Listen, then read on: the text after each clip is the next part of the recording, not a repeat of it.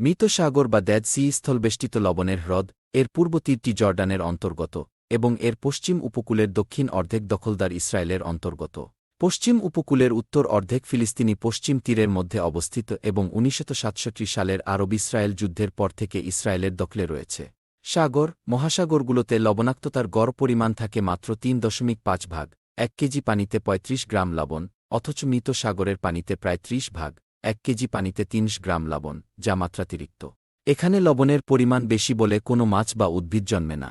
এ জায়গাটিতে হচ্ছে পবিত্র কালামুল্লাহ শরীফ উনার মাঝে বর্ণিত হজরত লূত আলাইহিসালাম উনার কওম বাস করত। তারা সমকামী হওয়ায় গজবে নিপতিত হয়ে এ হ্রদের সৃষ্টি।